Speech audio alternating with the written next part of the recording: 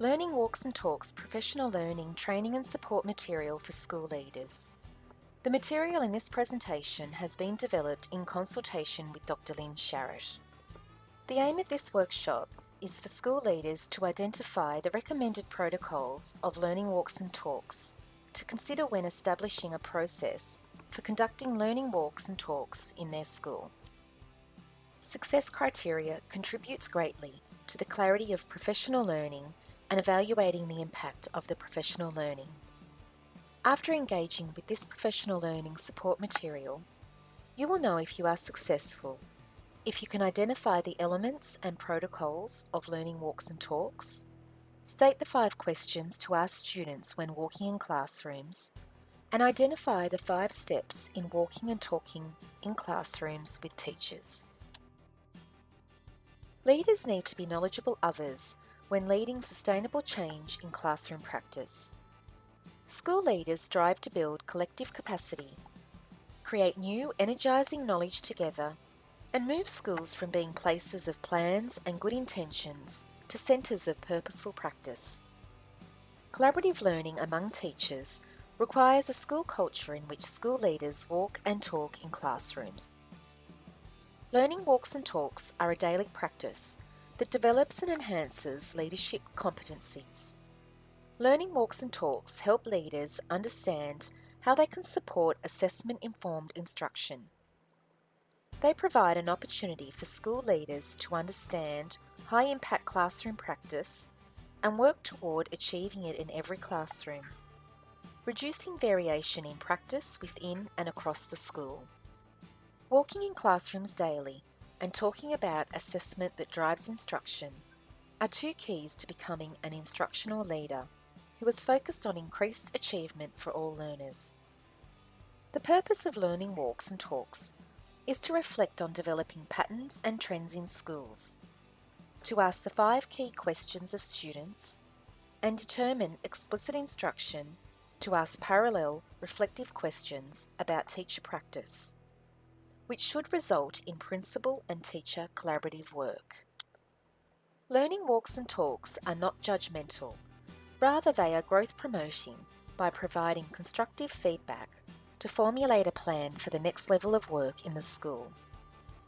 Learning walks and talks are most effective when they occur daily and briefly, because those school leaders, teacher leaders, walking, collect multiple data points over time and thereby gather a complete picture of how the whole school they are observing is performing within a student improvement focus.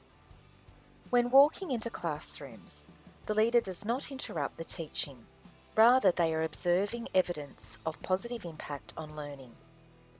If there is an opportunity, students are asked 5 key questions. Observations are short in length, no longer than 5 minutes, and the time of day walking occurs in classrooms. Leaders need to clearly articulate a shared vision. Changes in teacher beliefs and motivation only come after changes in practice.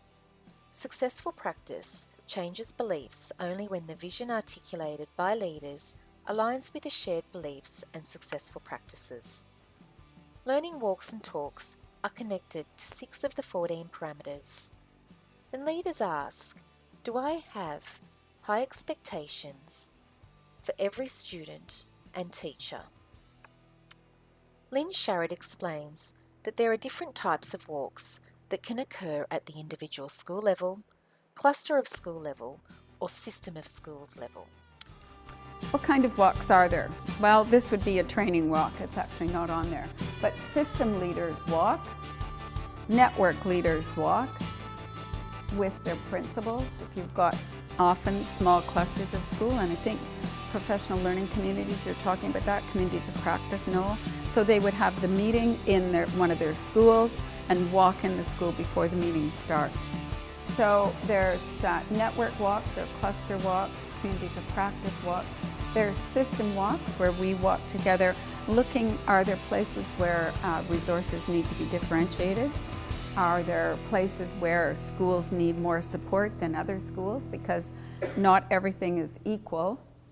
There are self-assessment walks when we walk with a critical friend. So as system leaders, we invite someone else from the system to walk with us, or walk alongside us, and it's for our own personal learning. So Bede and Noel might walk together, and they might have two different things they want to look at in terms of their own understanding, their own improvement in terms of understanding instructional leadership. So they walk together and are mirrors for each other in that walk. And I often ask about now, who's your critical friend that you will invite to walk with you? And the fourth kind of walk is the walk that principals and leadership teams do daily in their own schools. So just to let you know, different kinds of walks for different reasons. Lynn Sharrett has identified 5 discrete steps to conducting learning walks and talks. Step 1 involves the walking team, identifying the focus for the walk. All learning walks and talks begin at the data wall in order to make an emotional connection to and have cognitive insights about each student. When discerning as a walking team the focus of the walking, consideration could be given to observing the evidence of the gradual release of responsibility, modelled, shared, guided and independent teaching, the explicit teaching of learning intentions and co-constructed success criteria, the descriptive feedback given to students, how teachers make thinking visible with the use of accountable talk and graphic organisers, the way in which intentional literacy and numeracy skills are being taught, and how students are engaging with rich learning tasks. Step 2 of learning walks and talks involves going into the classroom and walking and observing for 5 minutes. If there is an opportunity to ask students the 5 key questions, walkers are able to ask, what are you learning? Why? How are you doing? How do you know? How can you improve? Where do you go for help when you have a question? Lynn Sharrett explains to walkers the importance of not inferring when observing. Just want to, before we start our first walk, be very aware of the assumptions you make. Because we all have these ticker tapes that we get up the ladder of inference pretty fast. We make assumptions without actually collecting a pool of facts. So when we're in a classroom, we want to make sure that when we come out of the classroom and talk together in our little group, that we're talking about observable data, not what we think was happening or what we think wasn't happening. So we're really aware of drawing inaccurate conclusions by making assumptions. When in the classroom, walkers are encouraged to take note of the walls that teach. Are learning intentions and success criteria visible and current? Do the walls that teach support learners during independent experiences, reflecting the gradual release of responsibility operating in the classroom? Step 5 involves the walker or walking team moving out of the classroom and discussing the observable practices, reflecting on expected practices in the school. As a walking team, Lynn Sharrett encourages you to reflect on how the students were engaging in the learning and how they articulated the relevancy of their learning. It is also an opportunity to reflect on the teacher and their teaching. When walking in a classroom, could the walker observe evidence of instruction informed by assessment? After conducting walks in all of the classrooms in a school, leaders can begin to look for common threads that are in place within the school culture. For example, is there gradual release, including model-guided, independent practice in literacy instruction in all classrooms? Are learning intentions and success criteria being taught and visible? And are students being provided with descriptive feedback? How do teachers make thinking visible with the use of accountable talk and graphic organisers? Are students engaged in rich performance tasks? Once a school leader has conducted many walks, they then move into the talk phase of learning walks and talks. Lynn gives leaders a very clear message about the importance of building the culture of learning walks Prior to beginning the talks part of this strategy, she suggests that 5 walks in a classroom can help build a picture of the instructional practice employed by a teacher, which then can lead into a reflective conversation. The power of learning walks is the conversation that culminates after.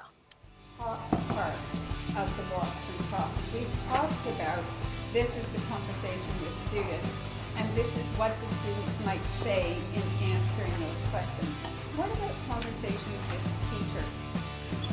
You won't be having a conversation with a teacher after 5 minutes in a classroom. That's rather insulting to teachers.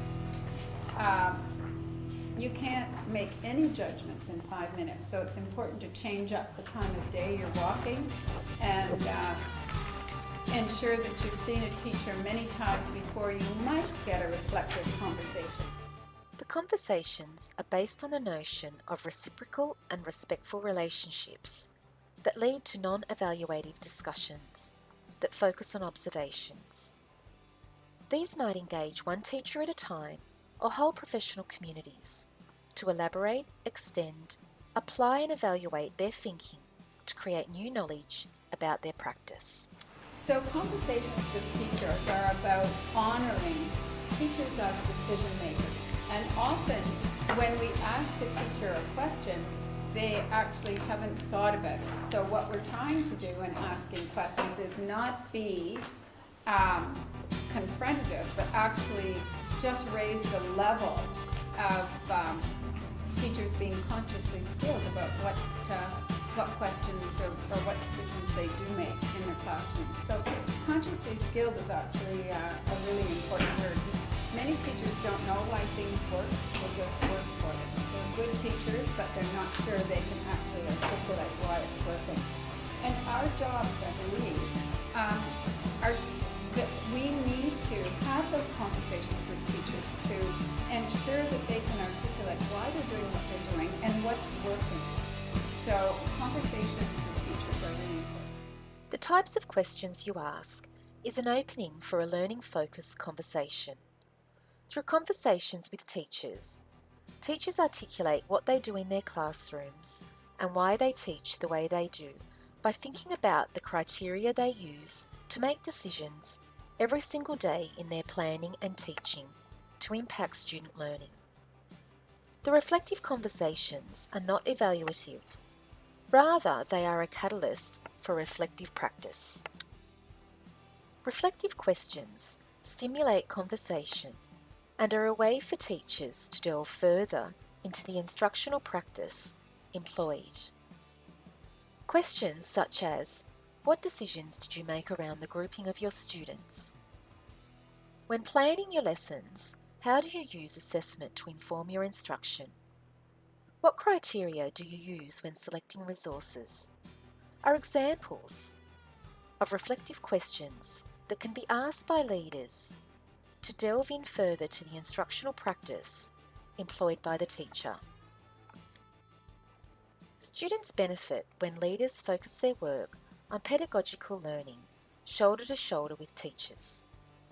Learning walks and talks provide an opportunity for leaders to model a belief that all students can and will learn, and all teachers can teach.